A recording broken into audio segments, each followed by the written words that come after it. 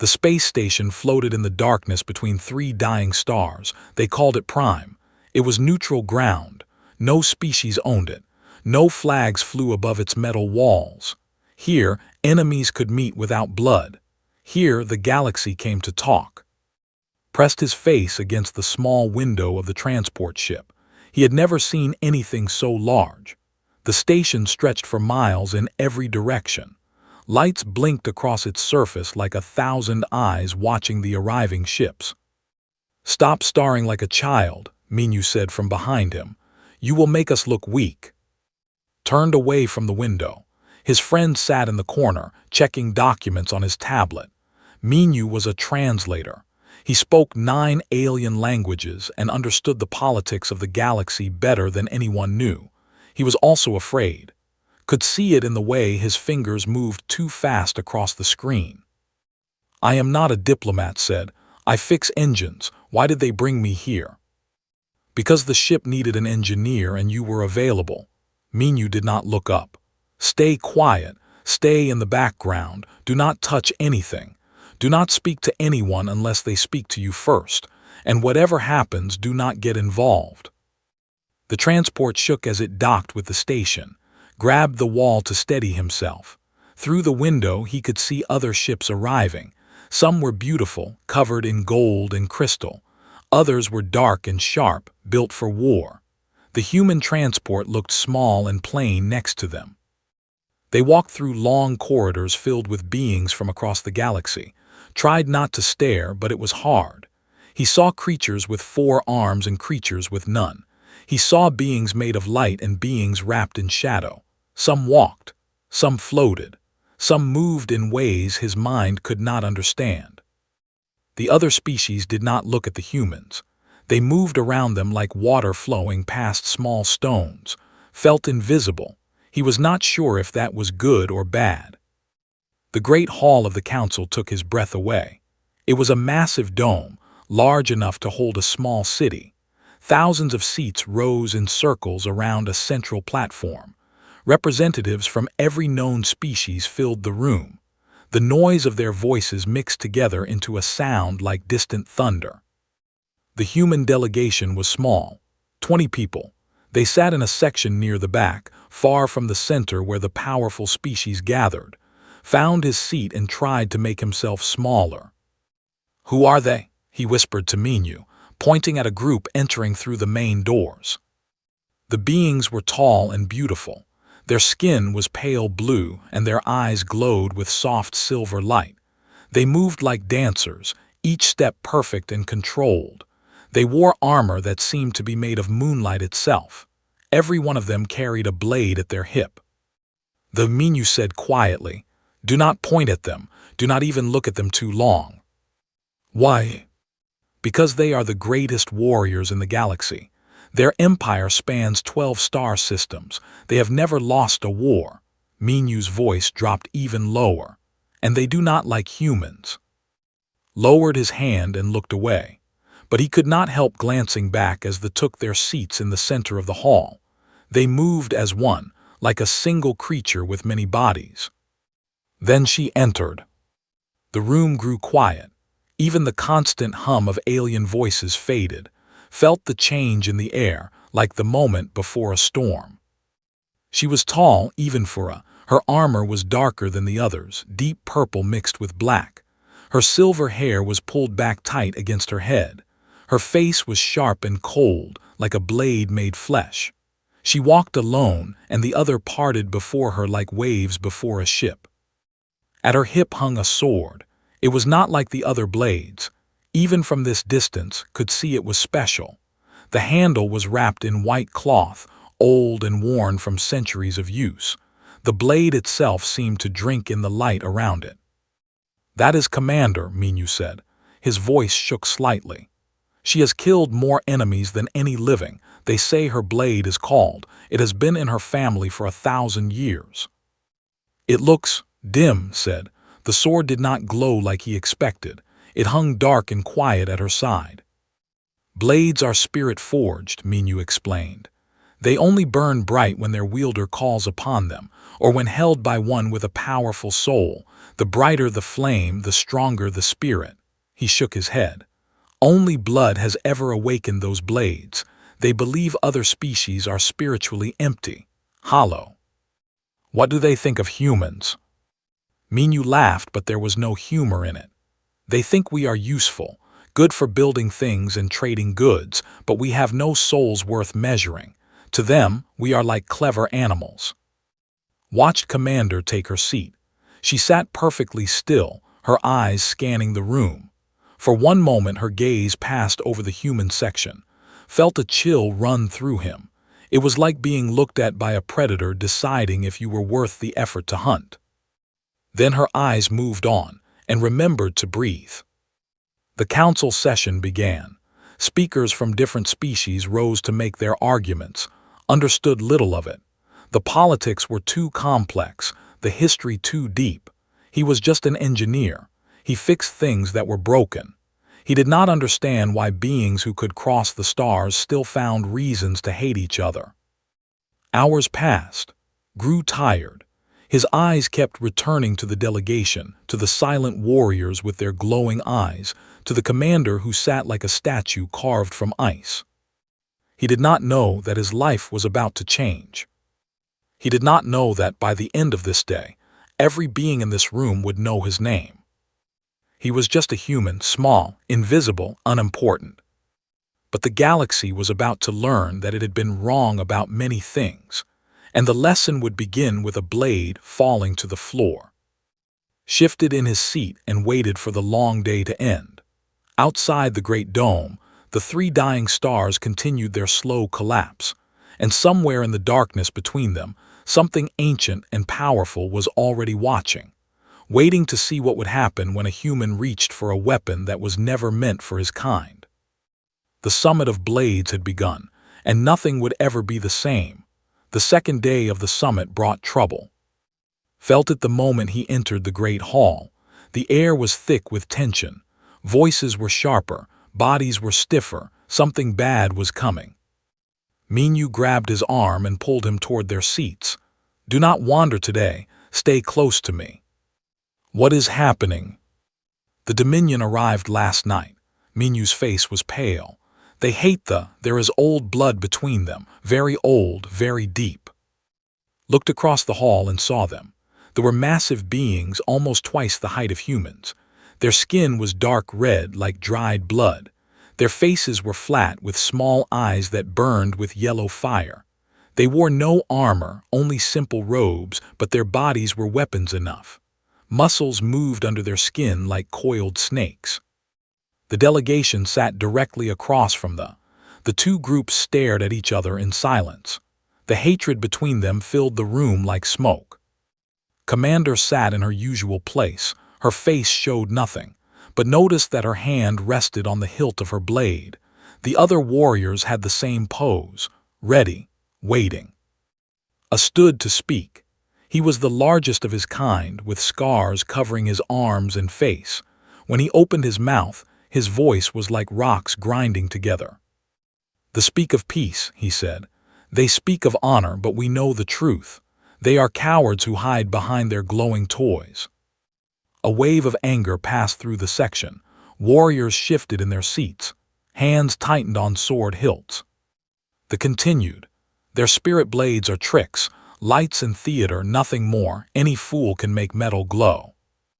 Watched Commander. She did not move. She did not speak, but her eyes had grown cold, colder than he thought possible. "We challenge them to prove their claims," they said. "Let their commander show us the power of her famous blade. Let us see this they sing songs about." Silence fell over the hall. Every eye turned too. She stood slowly. Her movement was smooth, without effort, like water rising. She looked at them without expression. "You wish to see?" Her voice was quiet, but it carried across the entire dome. "Why? So you can run from its light as your ancestors did."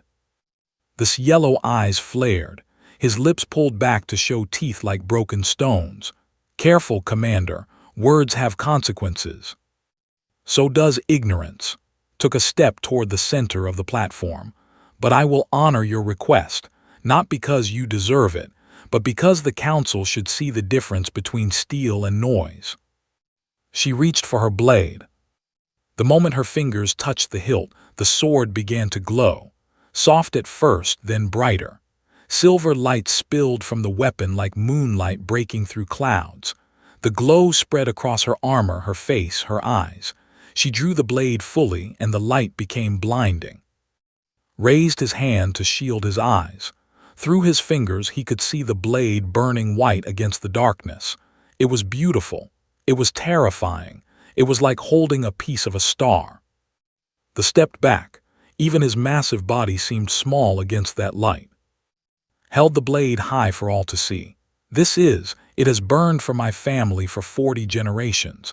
It has tasted the blood of tyrants and monsters. It does not glow for tricks or theater. She lowered the blade, and the light faded to a gentle pulse. It glows for honor. She turned her back on me and began walking to her seat. That was when it happened. The moved fast, faster than thought possible for such a large creature. His hand shot out and struck his hip. The blade flew from its sheath and spun across the polished floor. It slid away from her, coming to rest near the edge of the human section. Near his feet. The hall exploded with noise. Warriors jumped to their feet, reaching for their weapons. The delegation stood as one, ready for battle. Guards from other species rushed to form lines between the two groups, but did not move. She stood frozen, her back still turned to the... Her hands were empty. Her blade lay on the floor 10 meters away from her. The laughed. It was an ugly sound. "Look at your great commander," he called out. "She cannot even hold her weapon. How will she hold her empire?" Did not understand what was happening. He looked at Minyu for answers. His friend's face was white as snow.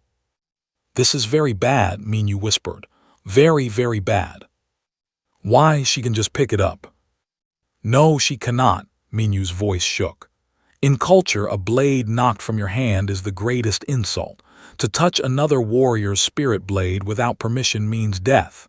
But," he swallowed hard, "if she bends to pick it up herself, she accepts the insult. She admits defeat, in front of the entire council." Looked back at, now he understood the frozen way she stood. Now he saw the trap. If she picked up her blade, she was weak. If she did not, she was disarmed. Either way, The warriors looked at each other in confusion. They wanted to help, but they could not. To touch their commander's blade would be just as great an insult as what they had done. Only family could touch a spirit blade. Only blood. Had no family here. She was alone. They laughed again. Other species began to whisper. Some looked away in embarrassment. Others smiled, happy to see the proud humbled. Stared at the blade on the floor. It lay so close to him, just a few steps away. The light had faded from its metal. It looked like an ordinary sword now. Cold, dead, abandoned. He thought about what Minyu had told him. Humans had no souls worth measuring. Humans were invisible, unimportant. No one would care if he touched the blade. No one would even notice. But did not think about politics or power. He did not think about the consequences. He saw a woman about to be forced to her knees. He saw enemies laughing at her pain. He saw a wrong that needed to be made right. Minyu grabbed his arm, "Do not," but was already moving. He stepped forward, bent down, and picked up the blade. The hall fell silent. Every voice stopped. Every eye turned to the small human holding the legendary sword of Commander. The second in command drew her weapon. "Put it down, human. Put it down or die." Barely heard her. He was looking at the blade in his hands. Something was wrong. Something was very, very wrong. The sword was getting warm, hot. The metal was glowing. Silver light was spreading from the blade to his fingers, up his arm, across his chest. The light grew brighter, and brighter, and brighter, until blazed like a sun in his human hands. No one moved. No one breathed. The great hall of the council had seen many wonders. It had seen empires rise and fall. It had seen treaties signed and wars declared. But it had never seen anything like this. A human held a spirit blade, and the blade was burning. Stood frozen, the sword in his hands. He could feel the heat of it, but it did not hurt. The warmth spread through his body like sunlight on a cold morning. The blade sang. He could hear it. A high, clear note that seemed to come from everywhere and nowhere. The light was the problem. It was too bright, much too bright. When Commander had drawn, the glow had been beautiful, strong, impressive, but this was different. This was blinding. The light poured from the blade like water from a broken dam. It filled the entire hall. It turned the darkness into day.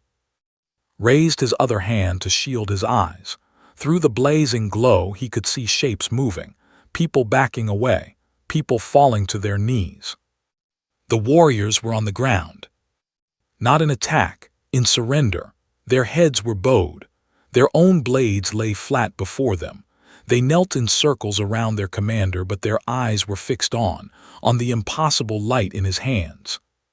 Had dropped her weapon. Her face was twisted with shock and something else, something like fear. "This cannot be," she whispered. "This cannot be." The delegation had retreated to the far edge of the platform. The massive warriors who had laughed moments ago now pressed against each other like frightened children. Their yellow eyes were wide. Their mouths hung open. Only had not moved. She stood exactly where she had been, her back now turned toward her face toward. Her silver eyes reflected the impossible light. Her expression was empty of everything except wonder. She had seen burn 1,000 times. She had carried it into battle. She had used it to kill enemies and protect her people. She knew every shade of its light, every temperature of its heat. She had never seen it burn like this. "The blade chooses," she said softly. Her voice cut through the silence like a knife through silk. "The blade always chooses." Did not understand. He looked down at the weapon in his hands, at the white fire that poured from its edge. His own hands glowed through the light. He could see his bones, dark shadows inside the brightness. "I am sorry," he said, his voice shook. "I did not mean to, I just wanted to help." "Be silent." His command stopped his words. She took one step toward him, then another. The light did not fade as she approached. If anything, it grew stronger. The other species in the hall watched in frozen disbelief. There were the masters of spirit blades. For 10,000 years they had claimed that only their kind could awaken the weapons. Only blood, only souls. Humans were supposed to be empty, hollow, spiritually dead. So why was this blade, burning brighter than any blade had ever burned before? Stopped an arm's length from, she was taller than him by a full head. Up close, her beauty was sharp and dangerous like the edge of her own sword. She looked into his eyes and he felt her gaze searching him, reading him, trying to understand. "How?" she asked. A simple question, a question that held the weight of her entire civilization. "I do not know," could barely speak. "I just picked it up. I did not want you to have to bow." A strange sound came from his throat. It took a moment to realize she was laughing, not a loud laugh, just a small breath of disbelief. "You did not want me to bow." She repeated his words like they were in a foreign language. "A human, an engineer. You saw the commander of the empire about to be humiliated, and you decided to help." "Yes." "Do you know what the punishment is for touching a spirit blade?" "Death, your warrior told me." "And you picked it up anyway." "Thought about this. I suppose I did not think about it. I just saw something wrong. I wanted to make it right." Was silent for a long moment. The light from the blade continued to burn. The hall continued to watch. The kneeling warriors continued to wait. Finally she spoke again. "The spirit blades do not measure strength. They do not measure power or skill or intelligence. They measure the soul, the truth of who you are. The spirit, the brighter the flame." She reached out and touched the blade. Her fingers rested next to, on the glowing metal. has been in my family for 40 generations. I have carried it for 30 years. I have seen it burn for the greatest warriors of my age." Her voice dropped to a whisper. "I have never seen it burn like this. Not once. Not ever." Felt tears forming in his eyes. He did not know why. The light was so warm. The blade was so alive in his hands. It felt like holding a piece of his own heart. "What does that mean?" he asked. Looked at him with those silver eyes. For the first time there was no coldness in them, no judgment, only curiosity, only wonder. "It means," she said slowly, "that everything we believed about humans was wrong." Behind them the leader found his voice. "This is a trick," he shouted. His words echoed across the silent hall. "The humans have cheated. They have done something to the blade. This proves nothing." Did not turn around. Her second-in-command rose from her knees. Her legs shook, but her voice was steady. "Yes, Commander." "Give the human your blade." His eyes widened. "Commander, I..." "Now." Drew her sword. The metal glowed softly in her hands, a gentle blue light. She walked to and held it out, hilt first. Looked at, she nodded. He reached out with his free hand and took the second blade. The blue light exploded into brilliant white, the same impossible brightness, the same singing warmth. Across the hall, other warriors felt their own blades react. Metal hummed at their hips, glows flickered and pulsed. It was as if every spirit blade in the room was calling out, responding, recognizing. The leader took a step back, then another. His face had gone from red to pale gray. Finally turned to face him. The light from the two blades cast her shadow across the entire platform. "You asked to see the power of steel," she said. Her voice was calm, cold, deadly. "You have seen it. Now run back to your masters and tell them what happened here today. Tell them that the humans are not what we thought. Tell them that everything has changed." They fled. They did not walk. They did not march with dignity. They ran like prey before a hunter. Stood in the center of the great hall, two impossible lights burning in his hands. He was just an engineer. He fixed broken things. He did not understand politics or power or ancient prophecies. But as he looked at the blades in his hands, as he felt their warmth flow through him, he knew one thing for certain. Nothing would ever be the same again. The light faded slowly, like a sunset, like a dream ending. Stood in the center of the great hall, breathing hard. The two blades still rested in his hands, but their impossible glow had dimmed to a soft pulse. His arms felt heavy. His legs felt weak. Whatever had happened, it had taken something from him.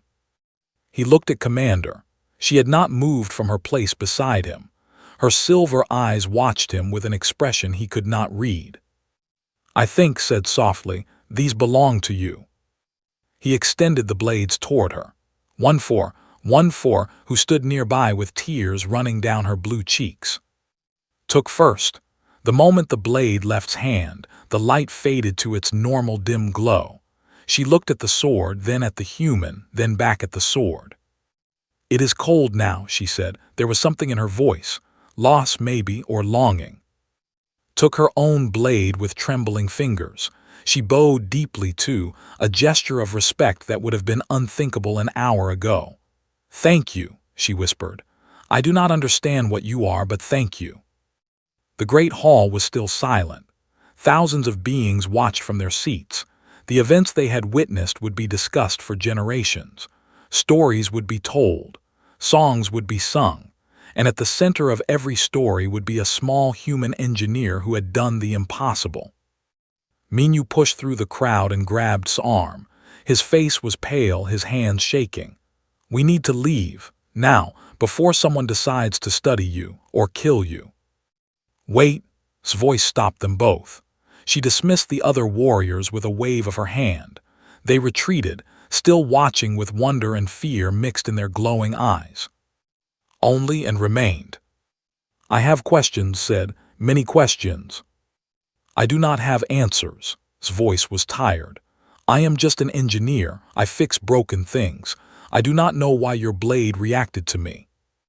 No one knows why spirit blades do what they do.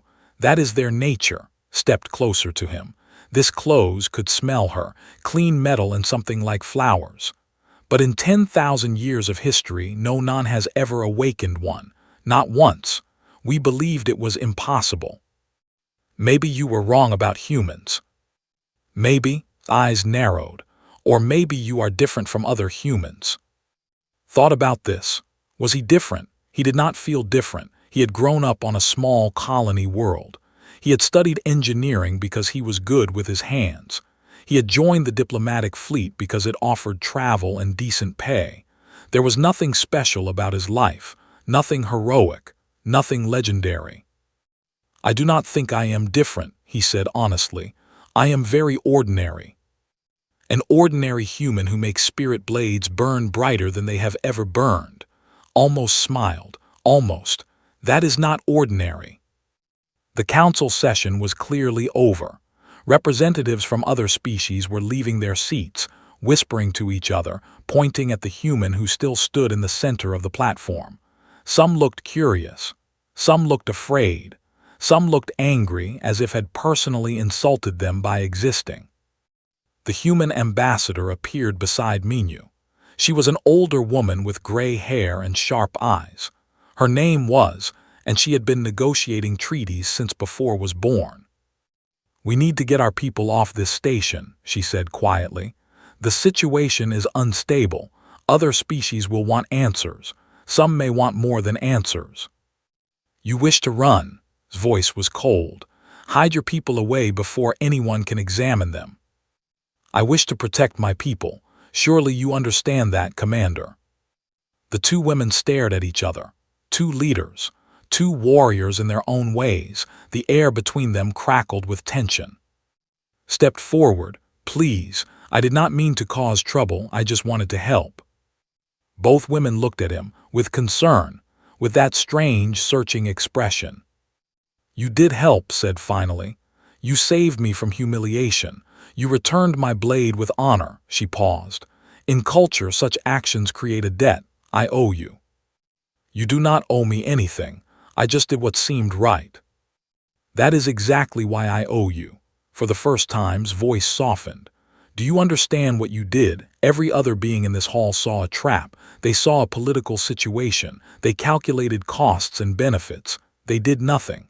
She stepped closer, close enough to touch. You saw a person in pain and you helped, without thinking about consequences, without caring about danger. Felt his face grow warm.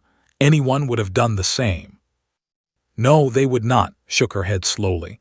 I have led armies. I have met thousands of beings from hundreds of species. I know what people do in moments of crisis. They freeze, they calculate, they protect themselves. Her silver eyes locked onto his. You did none of those things, you just moved, you just helped. Spoke from behind her commander. Perhaps that is why the blade burned so bright. Not because of power, because of purity, an uncomplicated soul.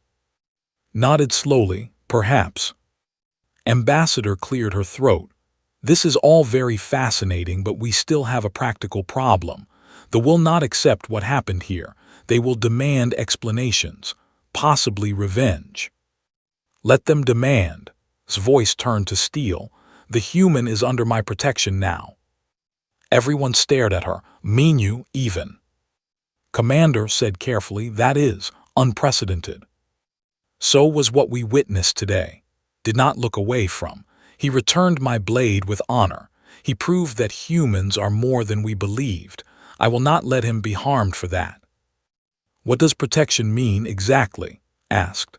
Her diplomatic training kept her voice calm, but her eyes showed surprise. It means that any attack on him is an attack on me, on my house, on my empire. Finally looked at the ambassador. It means that if they touch even one hair on his head, they will face the full force of vengeance. The hall had grown quiet again. The representatives who had been leaving stopped to listen. This was news, big news. The greatest warrior of the empire had just declared protection over a human, over an engineer, over a nobody. Felt like the floor was spinning beneath his feet. You do not have to do this. I do not want to cause problems between your people and anyone else. Looked at him, really looked at him, and for one moment her mask of ice and steel cracked. Behind it he saw something human, something warm. You saw me about to kneel before my enemies, she said quietly, and you stood up, you who had nothing to gain and everything to lose. She reached out and touched his shoulder. Her hand was warm despite her cold appearance. Do not insult me by pretending that was nothing. Did not know what to say, so he said nothing. Turned and walked toward the exit, followed. At the doorway the commander stopped and looked back. Tomorrow I will send for you. We have much to discuss. Her lips curved in what might have been a smile. Rest well, little engineer. Your life just became very interesting. She disappeared into the corridor. The other followed, and was left standing in the great hall, surrounded by whispers and stares, wondering how a simple act of kindness had changed everything. Minyu appeared at his side. Well, he said weakly, I told you not to get involved. Looked at his hands, they still tingled with warmth. Yes, you did. And now you have the protection of the most dangerous warrior in the galaxy. It seems that way. Minyu was silent for a moment, then he laughed. It was a strange laugh, half amazement and half terror. Only you could pick up a sword and accidentally change history. Said nothing. He just stared at the doorway where had disappeared and wondered what tomorrow would bring. Sleep did not come easily that night. Lay in his small room on the human ship, staring at the metal ceiling. Every time he closed his eyes, he saw the light, that impossible, beautiful light pouring from his hands. He could still feel the warmth of the blade. He could still hear its song. What was he? The question circled in his mind like a trapped bird. He was an engineer, a nobody from a small colony world. He had never been special, never been chosen, never been anything more than ordinary. And yet, a knock on his door broke his thoughts. He sat up and called out, "Come in." Minyu entered, carrying 2 cups of tea. His face was tired but alert. I thought you might need company. Accepted the tea gratefully. Thank you, I cannot sleep. Neither can anyone else on this ship. Minyu sat down on the edge of the bed. The messages have not stopped coming. Other species want to meet you, study you. Some want to dissect you, I think, though they phrase it more politely. Wonderful. The ambassador has refused all requests for now. Minyu sipped his tea. But we cannot hide you forever. What happened in that hall? It changes things, big things. Looked at his hands. Normal hands, calloused from years of work. Nothing special about them. I do not understand any of this, he said quietly. They believe their blades measure the soul, but I do not feel like I have a special soul. I am just me. Maybe that is the point. Minyu's voice was thoughtful. They are warriors. They spend their whole lives training for battle, fighting, killing. Their souls are sharp like their blades, full of edges and points. He paused. But you are soft, simple. You see someone in trouble and you help without thinking. Maybe that is what the blade responded to, something pure, something unsharpened. Considered this. It made a strange kind of sense, but it also made him uncomfortable. He did not want to be special. He just wanted to fix engines and live a quiet life. A new knock came at the door, louder this time, more urgent. That will be the, Minyu said. Commander said she would send for you. Stomach tightened, so soon. It has been 12 hours, for that is patient. Minyu stood and moved toward the door. I will come with you. Someone needs to translate if things get complicated. They followed 2 guards through the station's corridors. The guards did not speak. They did not look at, but he noticed that they kept their hands away from their weapons. A sign of respect, maybe, or caution. Commander waited in a private chamber. The room was simple by standards. Metal walls, soft lighting, a table covered with blades of different sizes and designs. Stood at the far end of the room, stood beside her. Both women watched Enter with careful eyes. "Thank you for coming," said. Her voice was formal but not cold. "Thank you for inviting me," bowed slightly, unsure of the proper greeting. Gestured toward the table. "I want to try something, with your permission." Looked at the blades. There were at least 20 of them. Some glowed faintly. Some were dark. Some looked ancient, covered in strange symbols. Some looked newly forged. "You want me to touch them," he said, "not a question." "Yes, I want to see if yesterday was a mistake, a one-time event, or something more." Felt fear crawl up his spine, but he also felt curiosity. He needed to understand what was happening to him. Maybe this would help. "All right," he said, "I will try." He approached the table and reached for the first blade. It was a simple weapon, shorter than with a plain handle. The moment his fingers touched the metal, light exploded from the blade. White and silver and gold all mixed together, the same impossible brightness. His breath caught in her throat, took a step backward. Put down the blade and reached for another. Same result. The metal came alive in his hands, burning with fire that gave no heat. He touched blade after blade. Every single one responded. Every single one burned brighter in his hands than in the hands of their owners. When he reached the last blade, stopped. His body was shaking, his head was spinning. It was too much light, too much power that he did not understand. "Enough," said quietly. She was staring at him with an expression he had never seen before. Wonder, fear, and something else, something like hunger. "What am I?" His voice broke. "What is happening to me?" "I do not know," walked toward him slowly. "But I have a theory. May I share it?" Nodded. The spirit blades measure what is inside a person, their truth, their core. For that core is shaped by our culture. We are taught to be strong, to be cold, to be warriors. Our souls become hard like our blades. That hardness gives us power, but it also limits us. She stopped in front of him. Her silver eyes looked into his with fierce intensity. "You are different. You have not been shaped by war. You have not learned to harden your heart. You feel things simply, purely. When you saw me in trouble, you did not calculate. You did not plan. You just acted from compassion, from kindness." She paused. "The blades do not just respond to strength. They respond to truth. And your truth is uncomplicated, unarmored. So I am powerful because I am weak. You are powerful because you are open," almost smiled. "The rest of us spend our lives building walls around our souls. You have no walls. The light passes through you without obstruction." Minyu spoke from the doorway. "If that is true, then other humans might have the same ability. Not all humans, maybe, but some. The gentle ones, the kind ones." "Yes," his voice was heavy. "And that is why this is dangerous. If other species learn what humans can do, they will either want to use you or destroy you, probably both." Felt cold despite the warmth still lingering in his hands. "What should I do?" "For now, nothing. Stay close to me. Let my protection keep you safe." Turned away and looked at the blades on the table. All of them were still glowing softly, responding to his presence even from across the room. "But eventually, you will have to make a choice. Hide what you are and live quietly, or embrace it and change the galaxy." "I do not want to change the galaxy. I just want to go home and fix engines." Looked back at him, her expression softened for just a moment. "I understand, but the galaxy does not care what we want. It only cares what we are." She walked to the door. "Rest, think. We will talk again soon."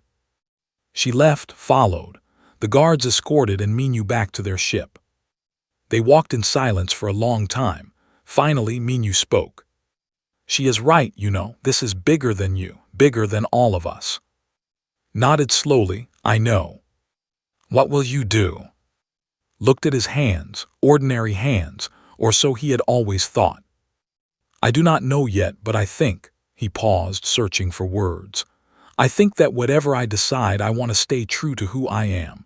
The blades responded to me because I was honest, simple, kind.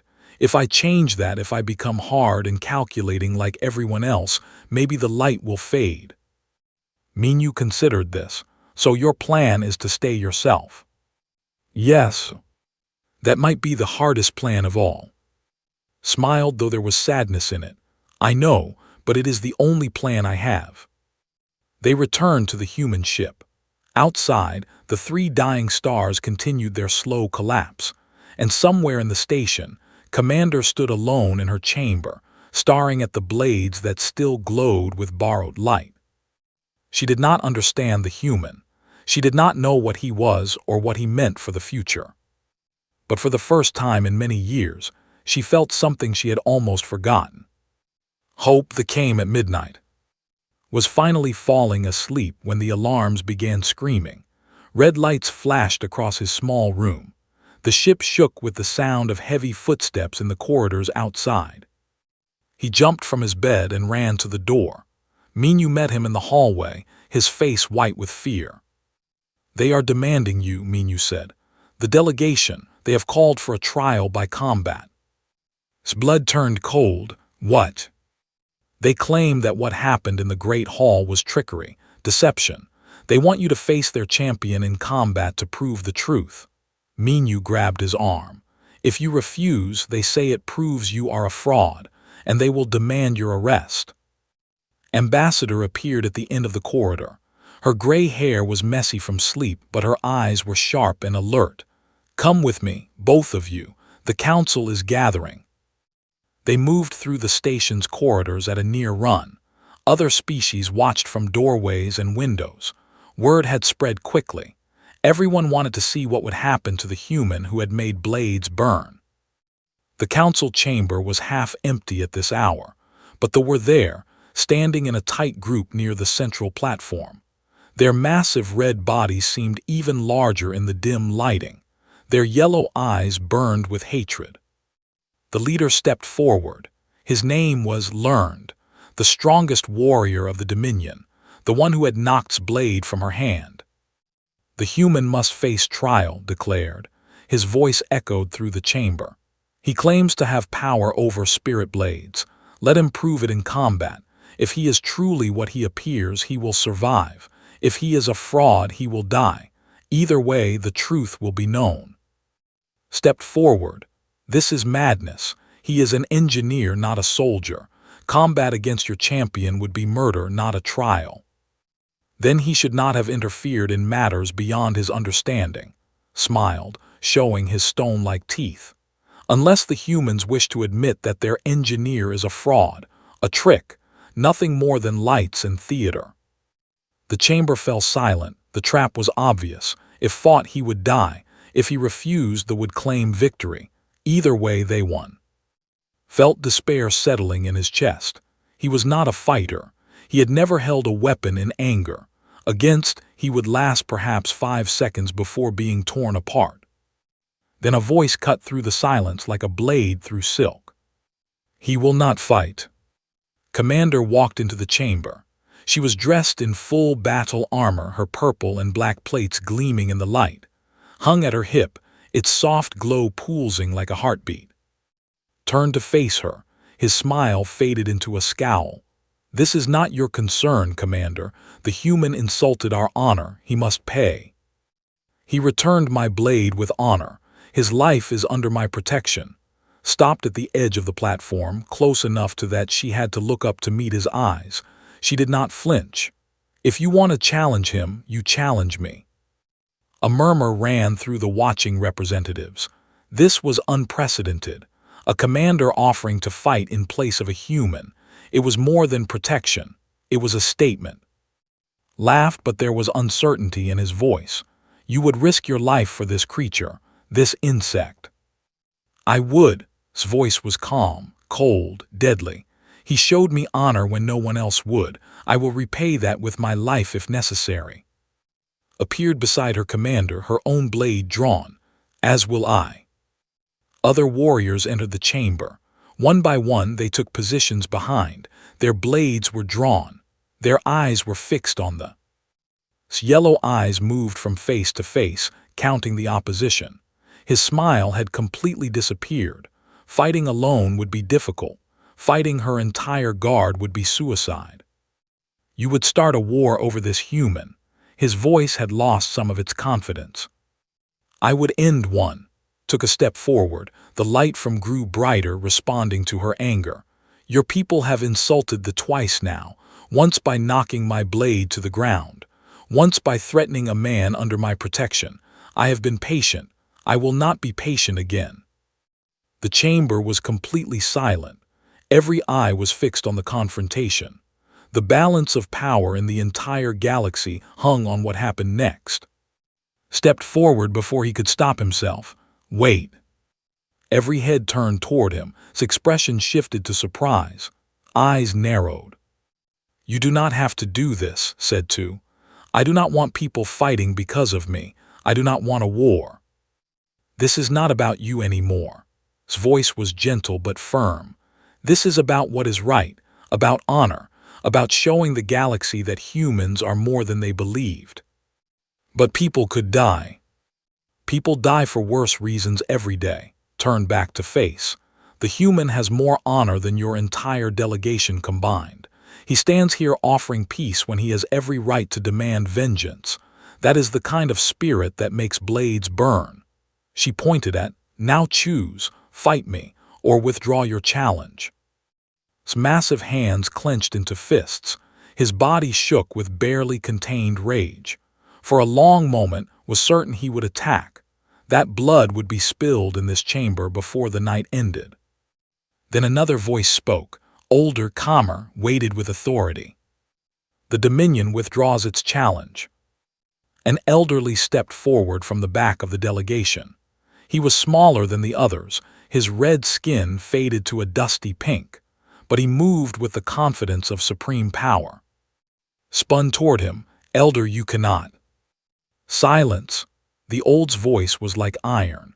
I did not rise for 50 years to watch you destroy us over wounded pride. The human showed true soul light. The commander offers her life in his defense. This is not a battle we can win. He looked at with something approaching respect. Commander, please accept our apologies for this misunderstanding. We will not trouble your protected human again. Inclined her head slightly. Your wisdom does you honor, Elder. Opened his mouth to protest, but the old silenced him with a look. The delegation retreated from the chamber, their champion among them, his head hung in defeat. The tension drained from the room. Representatives began to breathe again. Whispered conversations started up around the edges of the chamber. Found himself shaking. He had been so close to death, so close to starting a galactic war, and all because he had picked up a sword. Approached him. Her warriors remained at a respectful distance, but their eyes stayed watchful. Are you all right? Her voice was softer now, the steel replaced by concern. I think so. His legs felt weak. Thank you for standing up for me. You stood up for me first. Reached out and touched his shoulder just as she had the day before. We are even now. No, shook his head. I picked up a sword. You risked your life in the peace of your empire. That is not even. Smiled. It was a real smile, warm and surprising on her cold features.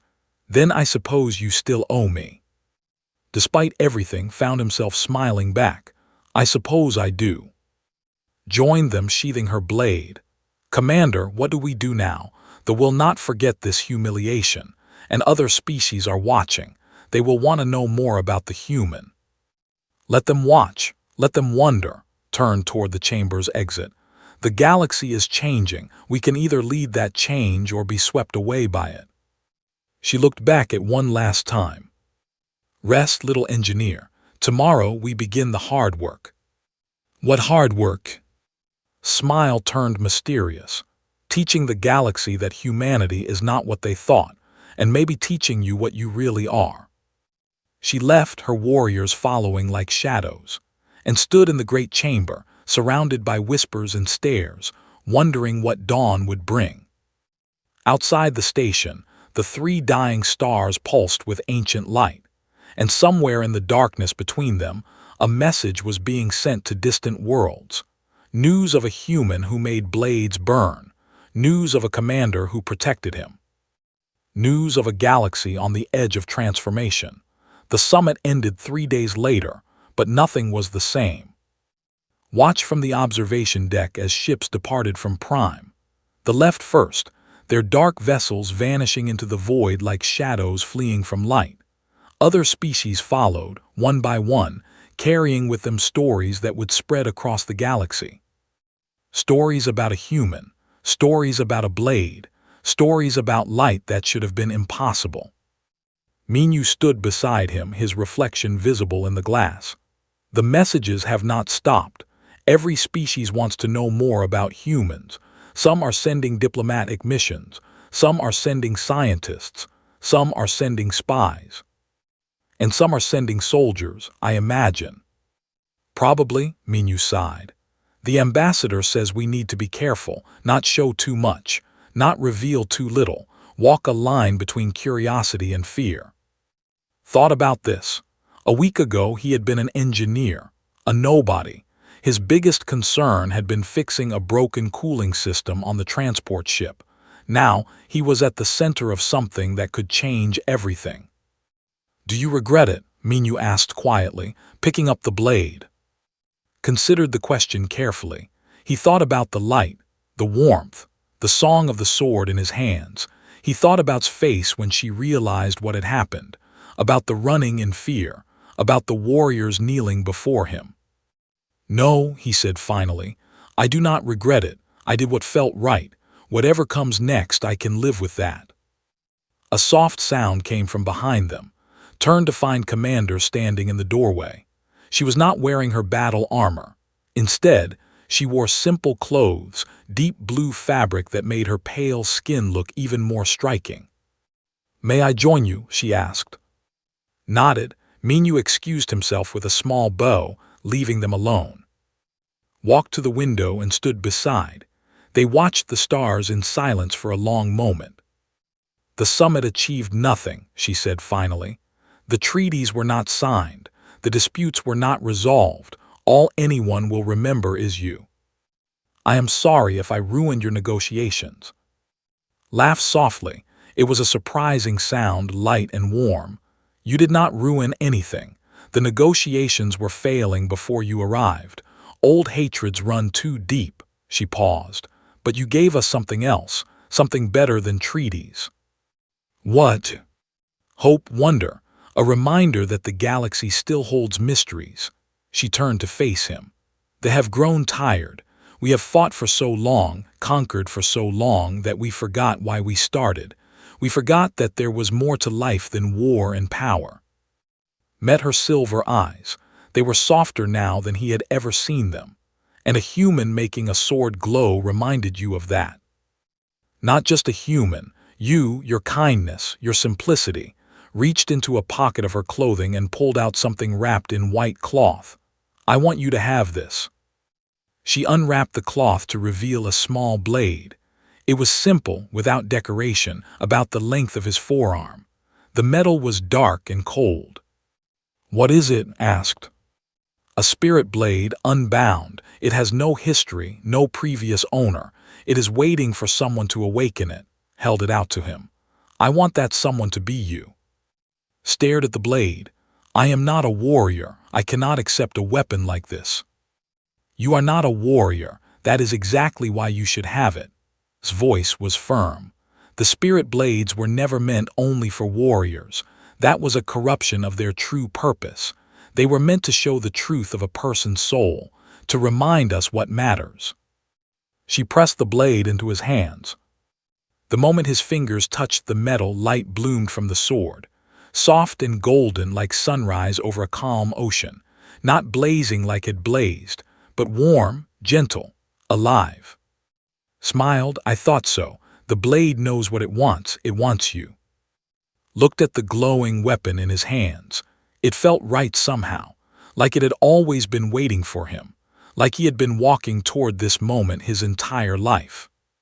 What do I do with it? He asked. Whatever you choose, keep it. Learn from it. Let it teach you about yourself. Placed her hand over his, over the blade. or carry it into the darkness and show the galaxy that light can come from unexpected places. They stood there, hands touching, light flowing between them. For a moment, forgot about politics and power and galactic change. He was just a man holding a sword, standing beside a woman who had shown him kindness. Then Minyu burst back into the room. "The ship is ready. Ambassador says we need to leave before more species arrive." The moment broke, stepped back, her formal mask sliding into place, but there was warmth behind it now, understanding. "Travel safely," she said. "I expect we will meet again." "How do you know?" "Because the galaxy is smaller than it seems, and people like us, we find each other." She turned and walked toward the door. At the threshold, she paused and looked back. "When you held, I felt something through the blade. The weapon was not just burning, it was joyful, as if it had found something it had been searching for." "What was it searching for?" "Smiled one last time. Innocence, purity, a soul that looks at the darkness and chooses light anyway." She raised her hand in farewell. "Goodbye, little engineer. May your blade always burn bright." Then she was gone. Looked down at the sword in his hands. The light pulsed gently like a heartbeat. His heartbeat, he realized. The blade was connected to him now, bonded. Minyu appeared at his side. "That is a spirit blade, an actual spirit blade." "Yes." "And Commander just gave it to you." "Yes." Minyu was silent for a moment. Then he laughed, shaking his head. "Only you, only you." They walked to the transport ship together. Other humans stared at the glowing blade in his hands. Some looked afraid. Some looked amazed. Some looked at him like they were seeing him for the first time. The ship undocked from Prime and began its journey home. Sat by a window, watching the station grow smaller. The 3 dying stars still burned in the distance, their ancient light unchanged by the events of the past week. Minyu sat beside him. For a long time, neither spoke. Finally, Minyu broke the silence. "What happens now?" Looked at the blade in his hands, at the soft light that pulsed against the darkness, at the warmth that spread through his body like hope. "I do not know," he said honestly, "but I think we are about to find out." The ship jumped into faster-than-light travel. Stars blurred into streams of light. And somewhere behind them, Commander stood on her own vessel, watching the humans depart. She thought about the engineer with the kind eyes, about the blade that had burned brighter than any sword in history, about the galaxy that was changing whether it wanted to or not. Change was coming. She could feel it in her bones, in her blood, in the singing of her spirit blade at her hip. Change was coming, and for the first time in a very long time she welcomed it. Far across the galaxy, in laboratories and throne rooms and military bunkers, beings of every species were asking the same question. What did it mean that a human could awaken spirit blades? What powers did humanity possess that they had hidden? What else were they capable of? The questions had no answers, not yet. But knew one thing. He was still just an engineer. Still just a simple man who wanted to fix broken things and live a quiet life. The universe had other plans for him, maybe, but that did not change who he was. He would stay kind, stay simple, stay true to himself. And if the galaxy needed someone to show them that light could come from darkness, that hope could come from despair, that ordinary people could do extraordinary things, then he would be there, blade in hand, heart open, soul burning bright. The new dawn had come, and humanity was finally ready to step into the light.